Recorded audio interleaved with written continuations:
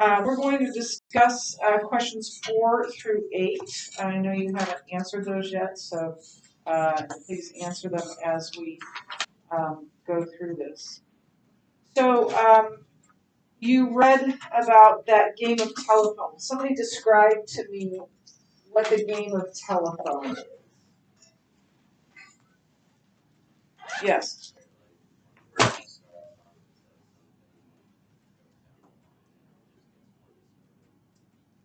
Right. So somebody says something, a sentence in a person's ear, and they whisper to the next person, who whispers to the next person, who whispers, and then it comes out something completely different than was originally intended. And there's some people who assert that that's the situation with the New Testament, that the New Testament is just one big game of telephone where the copy that you hold in your hand is distorted and not what was originally intended.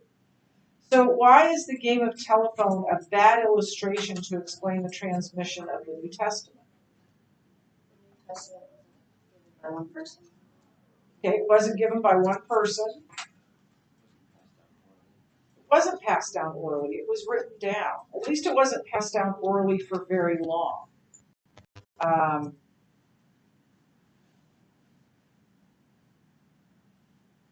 People wrote down their recollections. Either eyewitnesses writing their own recollections or people writing down the recollections of eyewitnesses. But certainly all 4 Gospels are either eyewitnesses to Jesus or stories from eyewitnesses. Peter was the source for Mark, and Matthew was a tax collector. Matthew was a disciple. John was a disciple. That just leaves Luke, and Luke says at the very beginning that he carefully interviewed and researched the story of Jesus. That this is true of both the book of Luke and the book of Acts. He carefully researched it and used the recollections of eyewitnesses.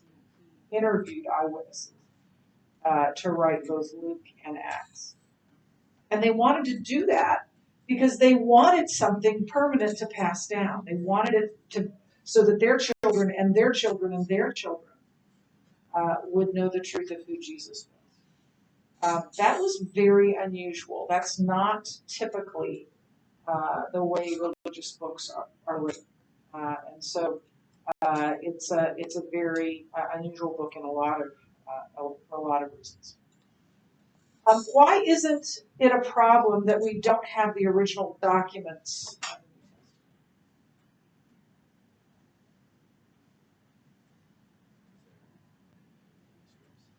So many manuscripts. So many manuscripts, right?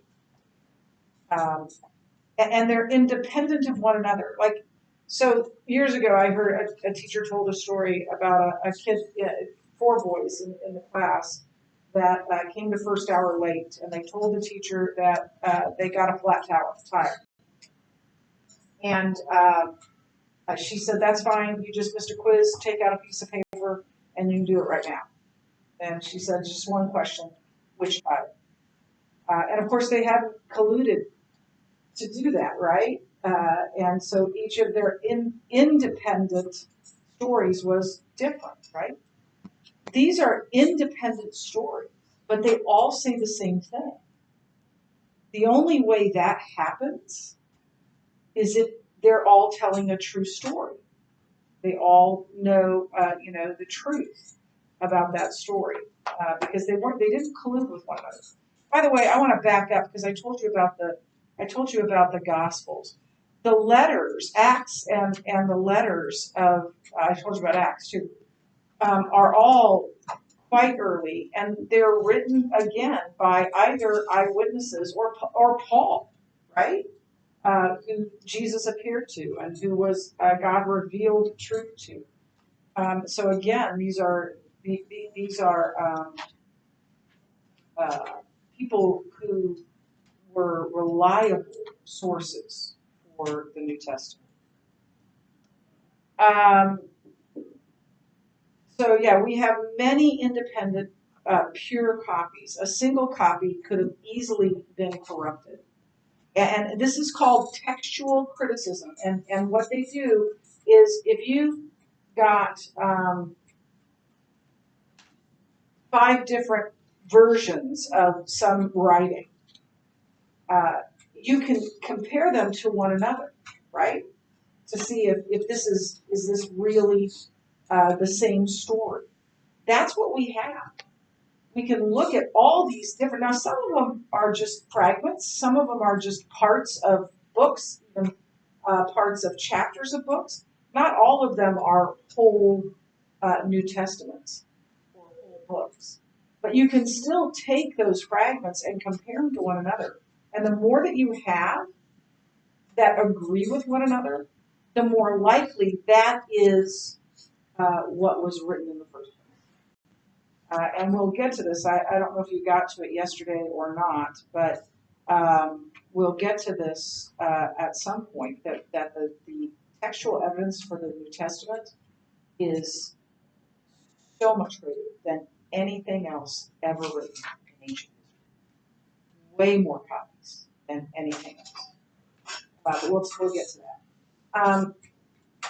So how do you know we have accurate copies of the New Testament?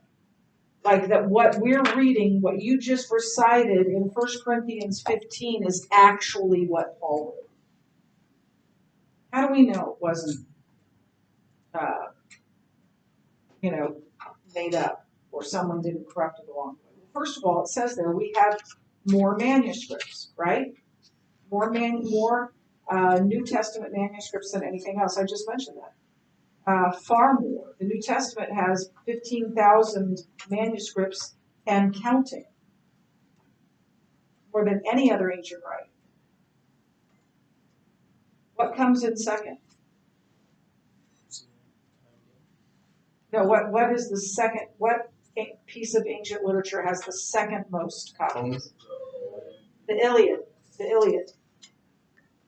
How many do we have of those?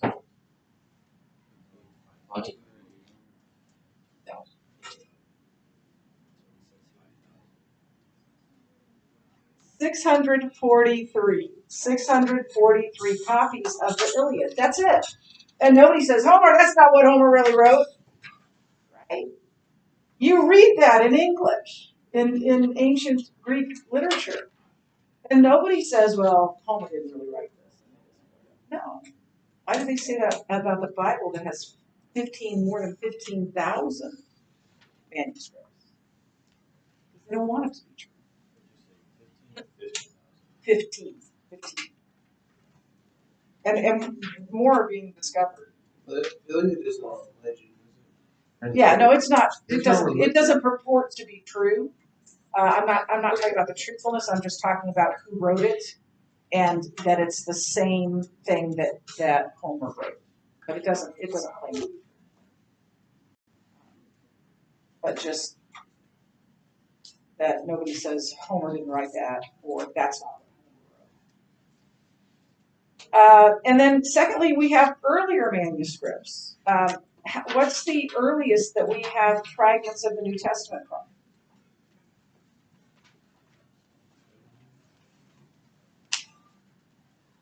Yeah, Nick. Okay, the Dead Sea Scrolls are the oldest, but what time frame do we have manuscripts from? Yeah, AD 50. If Jesus died in AD 33-ish, right? I'm not good at math, but I think that's 17 years later. That's how old you are in your lifetime. Something that was written 17 years ago is not that long ago. That's a very early manuscript. And they're earlier than anything else on record. So yeah, AD 50 to AD 138. And then we have whole books from around AD 200.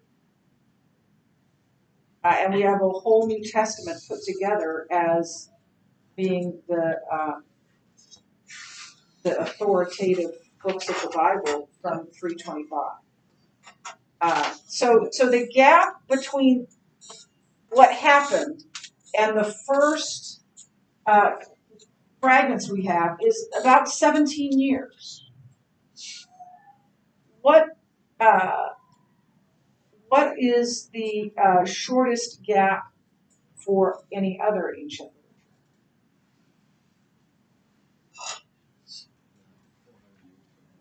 Yeah, hundreds of years, sometimes thousands of years. And again, we don't question the author or the writing being what that author intended to say. But we do with something that's only 7. Yeah. And I know 325 seems to be like a long time. But remember, the individual components of that New Testament, there had been copies of that floating around for a long, long time. Thirdly, we have more abundantly supported manuscripts. What does that mean?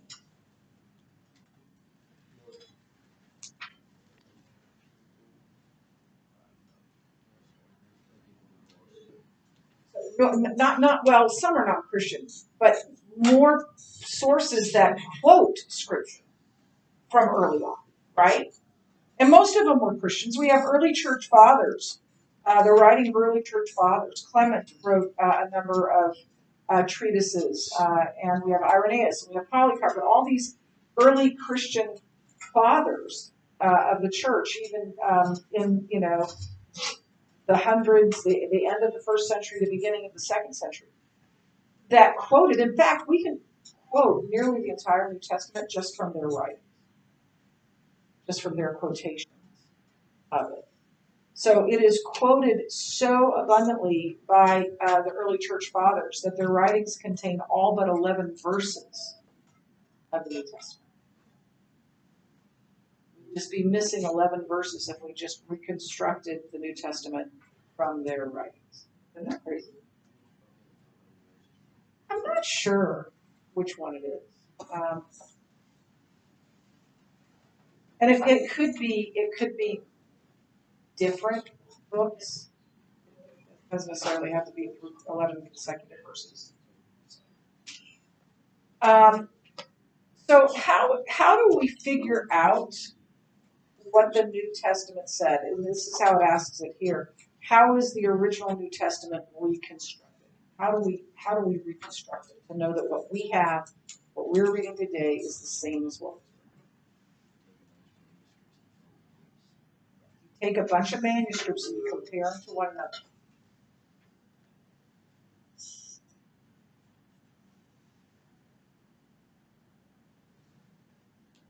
And when you have tens of thousands of manuscripts, you've got a lot that you can compare.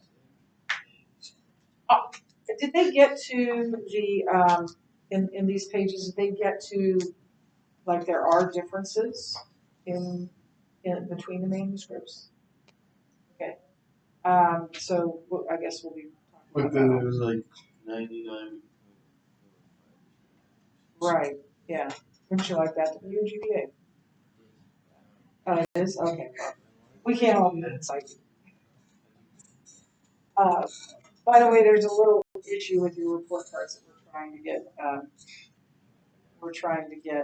Corrected.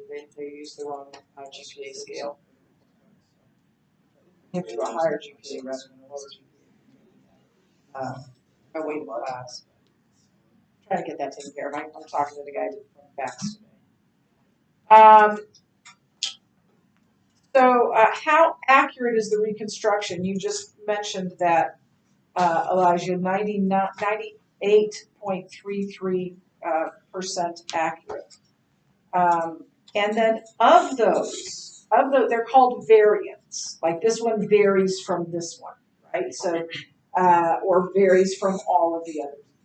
Of the variants, most are inconsequential. Spelling, grammar. If I wrote to you or a letter and I said, or wrote a letter twice, and one of them said, I don't have potatoes. And then the other one said, I don't have no potatoes. Can you infer from that I don't have potatoes with both of them, right? Or if I misspell something, can you figure out what the word is? Probably.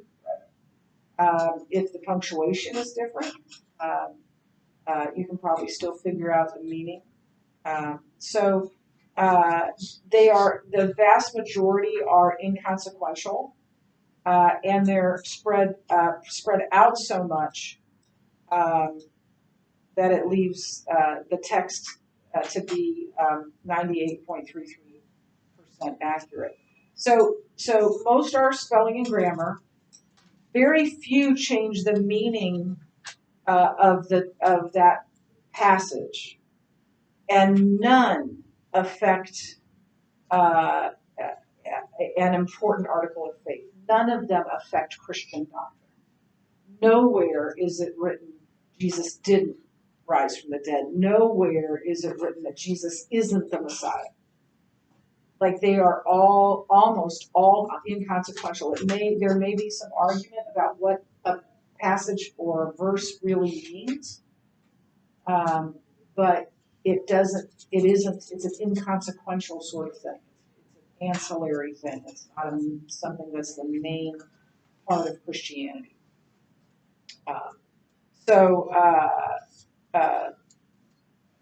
Well, this says that 99.5% accurate. The New Testament is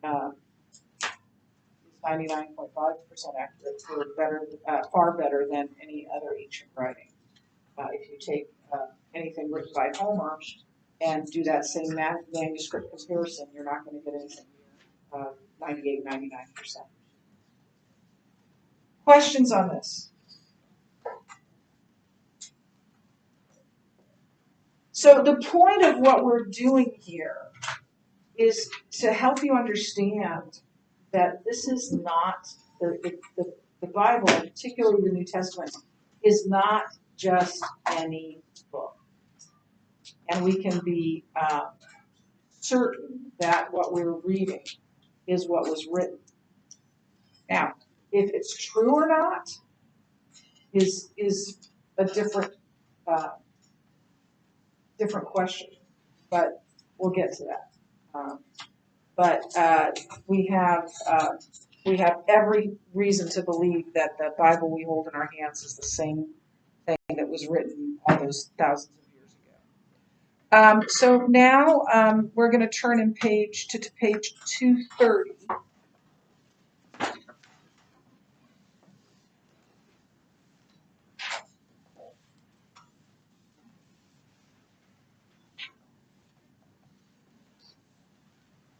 And I'm going to read to you pages 230 to 235.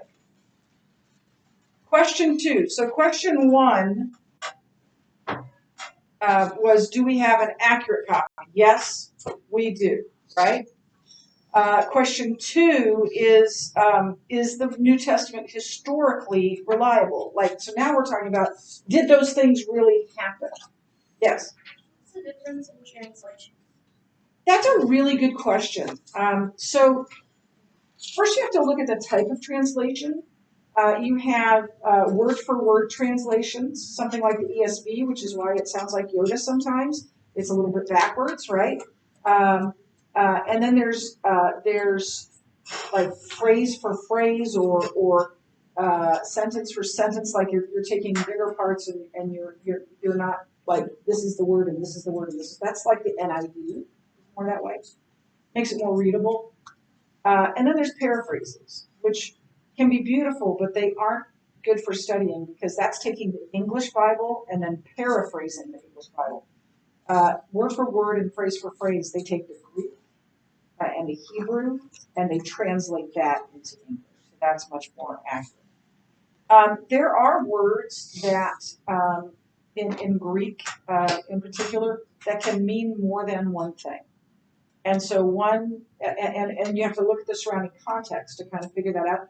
But one set of interpreters may see that meaning So one of my favorite verses. I want to know, this is the NIV. I want to know Christ and the power of his resurrection and the fellowship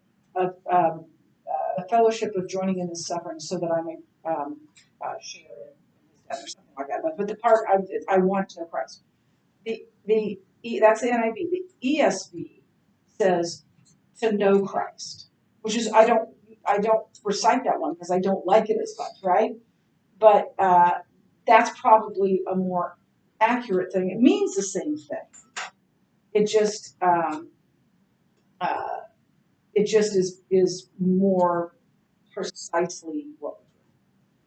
So you're not going to, and then there are other words that there's a meaning that there can be in multiple meanings, and so they'll use that one meaning over another, and they have reasons for choosing that. But it doesn't change doctrine.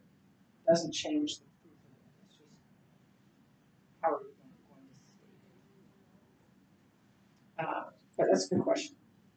I do like the ESV. Most of my memorization has been kind of in my brain while I go from the NIV. So is the New Testament historically reliable? So we know that what we're reading is what was written, but is it true? When we ask the question, is the New Testament historically reliable, we are seeking to discover if the major events described in the New Testament documents really happened. Specifically, was there really a Jewish man nearly 2,000 years ago by the name of Jesus who taught profound truths, performed miracles, was crucified by Roman and Jewish authorities for claiming to be God, and who appeared to many witnesses after rising from the dead 3 days later? It is important to keep in mind that at this point we are not seeking to discover if the New Testament is without error or if is the Word of God. We are simply trying to discover if the basic storyline is fact, not fiction. In order to discover this, we need to ascertain what kind of records comprise the New Testament. Are they documents written soon after the events by eyewitnesses or those who interviewed eyewitnesses? Or are they documents written much later by biased followers who simply embellish details about the life of a real historical figure? In order to find out, over the next few chapters, we will test the New Testament documents by criteria historians often use to determine whether or not to believe a given historical document. We'll refer to these criteria as historical tests. They include, do we have early testimony? Generally, the earlier the sources, the more accurate is the testimony. Do we have eyewitness testimony? Eyewitness testimony is usually the best means of establishing what really happened. Do we have testimony from multiple independent eyewitness sources? Multiple independent eyewitnesses confirm that the events really occurred. They are not fiction, and provide additional details that a single source might miss. True independent sources normally tell the same basic story, but with differing details. Historians sometimes call this coherence with dissimilarity. Number 4, are the eyewitnesses trustworthy? Should we believe them? Character matters. Number 5, do we have corroborating evidence from archaeology or other writers? Do we have other evidence that builds the case, improves the case for the New Testament? That adds further confirmation.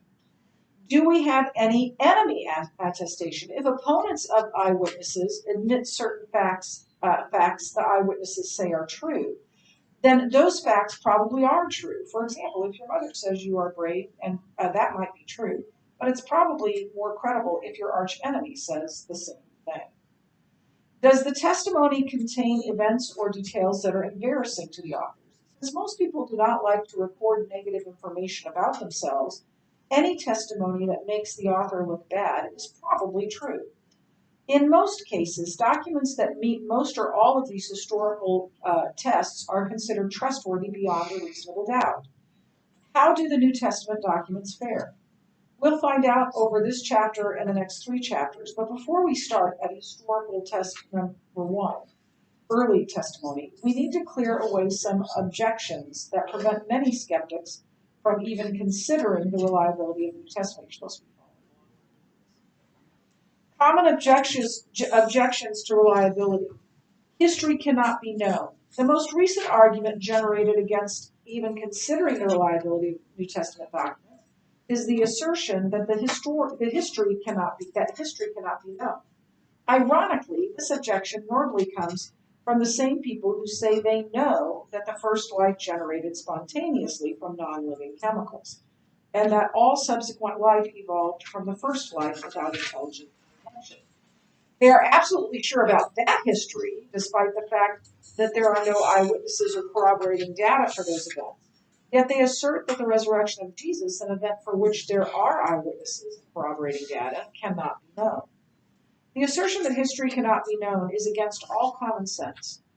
Are we not sure that George Washington was the first president of the United States, that Lincoln was the 16th, that Japan attacked Pearl Harbor on December 7th, 1941, that the New York Mets won the 1969 World Series? Of course we are. The skeptic is wrong. We can and do know history. In fact, if we can't know history, then we could never detect historical revisionism or historical propaganda, both of which assume there's an objective history that can be known. Why can't someone have knowledge of a past event? The skeptic may say, because you don't have access to all the facts. To which we respond, then scientists can't know anything either because they don't have access to all the facts. This is obviously absurd. While we don't have access to all the facts, we may be able to gather enough of them to be reasonably certain about what happened. Part of the confusion involves a failure to define what it means to know. Since we can't go back in time and witness historical events again, our historical knowledge is based on probability. In other words, we use the same standard a jury uses to determine if a defendant committed a crime beyond a reasonable doubt. If history cannot be known, then no jury could ever reach a verdict. After all, a jury makes a judgment about the guilt or innocence of someone based on knowledge of some past event. Historians must discover past events just like police and forensic scientists do, by piecing together evidence and interviewing eyewitnesses. And when they do, they often use the 7 historical tests we've just identified above. Finally, if we cannot know history, then skeptics cannot claim that Christianity is untrue. To say that Christianity is untrue, the skeptic man must know history. Why? Because every negation implies an affirmation. To say that Jesus didn't rise from the dead, the negation, the skeptic must know what actually did happen to him, the affirmation. In the end, skeptics are caught in a dilemma. If they say history cannot be known, then they lose the ability to say evolution is true and Christianity is false. If they admit history can be known, then they must deal with the multiple lines of historical evidence for creation and Christianity. The New Testament documents contain miracles. This is another knock on the New Testament. Skeptics usually charge the New Testament contains miracles, therefore much of it has to be legend. We've already answered that objection. Since God exists, miracles are possible. And as we'll see in chapter 13, the events of the New Testament are in a context where miracles are not only possible, but were predicted. So the inclusion of miracles does not negate the historicity of the New Testament documents, but may actually strengthen their historicity because they record predicted events. The New Testament writers were biased. The great skeptic David Hume said witnesses should be unbiased if we're going to consider them credible. So when skeptics look at the New Testament documents, they often ask, how can you say they are reliable when they were written by the converted? These are biased accounts written by biased people. It's true that the New Testament writers were biased and converted people, but that doesn't mean they lied or exaggerated. Indeed, their conversion and bias may have actually driven them to be more accurate. Let's see why.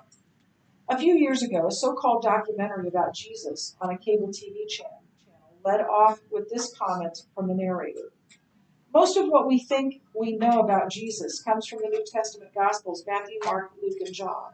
But we can't trust those books for accurate information because they were written by the converted. Now, what's wrong with that logic? What's wrong with that logic is that it fails to ask the most important question. Why were they converted? Indeed, the first and most important question is not what were the beliefs of the New Testament writers, the first and more important question is, why did they convert to these new beliefs? In other words, why did the New Testament writers suddenly abandon their livelihoods and treasured religious traditions for these new beliefs? I, Frank, posed that question to a group of black Muslims during a radio debate not long ago. Like traditional Muslims, black Muslims do not believe that Jesus went to the cross, so there's no way he could have resurrected. With this in mind, I asked them, why did the New Testament writers suddenly convert from Judaism to believing that Jesus rose from the dead? One of them said, because they wanted power over the people. I said, what power did the New Testament writers gain by asserting that Jesus rose from the dead? The answer is none. In fact, instead of gaining power, they got exactly the opposite: submission, servitude, persecution, torture, and death. They had no answer. I then asked them the question in a different way. What possible motive did the New Testament writers have to make up the resurrection story if it wasn't true? If you would please, for your homework, finish reading up until it says, are the New Testament documents early? Yeah, no questions, just that. Kind of 2/3 of the way.